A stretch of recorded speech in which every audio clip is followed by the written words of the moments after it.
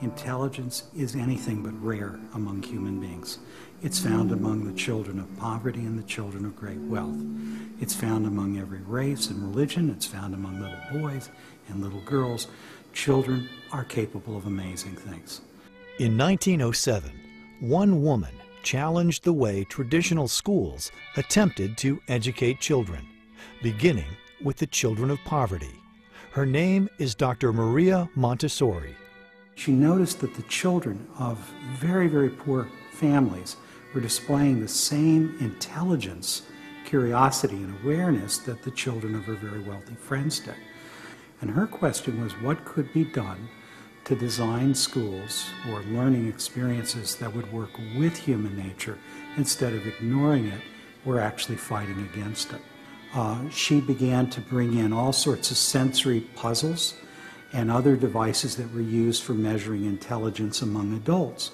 She quickly discovered that the children would solve these problems and do them over and over and over again and demand more. Today, there are more than 5,000 schools in North America.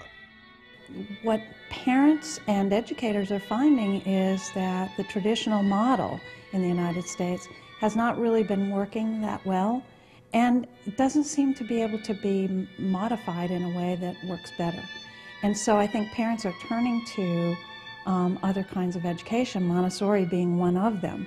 Specially trained Montessori teachers provide lessons that are designed to promote learning through curiosity, inquiry, and exploration.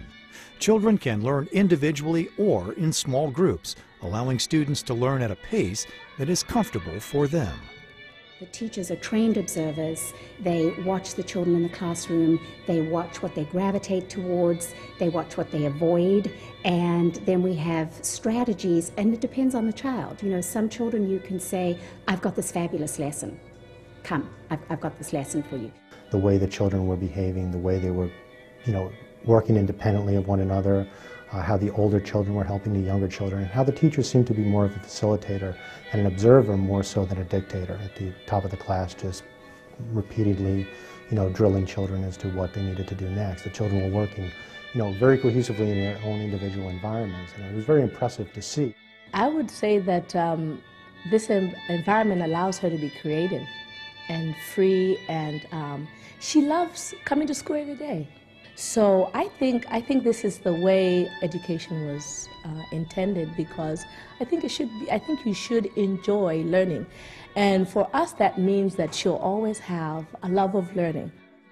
The best thing about coming to school is that there's always something new to learn every day. While some Montessori schools are found in more affluent communities, many are public or private, serving a very diverse population of families. We don't talk about diversity as much as we talk about peace. And peace implies a kind of acceptance, more than tolerance, not just tolerance, but a kind of acceptance of a wide variety of folk. Because underneath it all, we learn in many of the same ways, we have the same values, we certainly have the same hopes for our children. Diversity is represented by the variety, but it's also represented by our intention to connect people and hold them together.